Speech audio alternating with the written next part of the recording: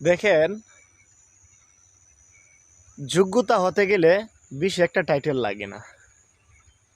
আপনি যদি দুনিয়ার যোগ্যতা চান তাহলে অনেক বড় ডিগ্রি টাইটেল লাগে। আর আপনি যদি মহান আল্লাহ তাআলার কাছে যোগ্যতার হিসাব করতে চান, কখনো জ্ঞানে আপনি যাইতে পারবেন না। আল্লাহ তাআলা জ্ঞানের ভালোবাসা পছন্দ করে না।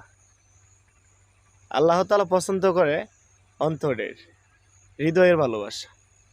যে বান্দা হৃদয় দিয়ে আল্লাহ তাআলাকে ভালোবাসে, সে এমনিতেই ইমানদার হয়ে যায়, তার কোনো ডকুমেন্ট লাগে না। আর পৃথিবী কখনো ইমানদার প্রকাশ করবে না যে আমি ইমানদার। ইমানদার চিনবেন কিভাবে? ইমানদার চিনা বড় দায়।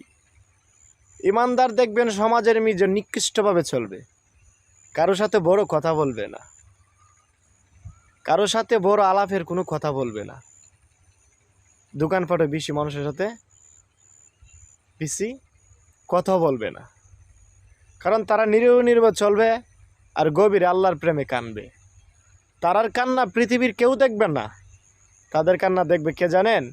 মহান আল্লাহ তাআলা। যে আপনাদেরকে বলি, কখনো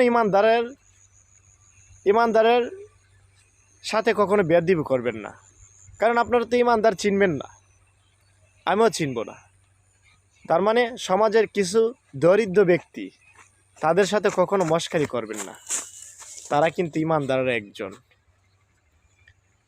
ইমানদারের একজন। তাদের সাথে যদি আপনি উচ্চ সুরে কথা বলেন আর ধমক দিয়া কথা বলেন, তারা কিন্তু খুবই কষ্ট পায়। আর তারা যদি কষ্ট পায়, তাদের কষ্ট আল্লাহর আরশবন্দিতে যায়। কিন্তু ইমানদারের চোখের পানির মূল্য আপনি জীবনে দিতে পারবেন না। ইমানদারের চোখের পানির মূল্য। একটা ইমানদার আল্লাহ তাআলার প্রিয় মেহমান। এই পৃথিবীতে আপনি বুঝবেন না একটা ইমানদারের কি পাওয়ার।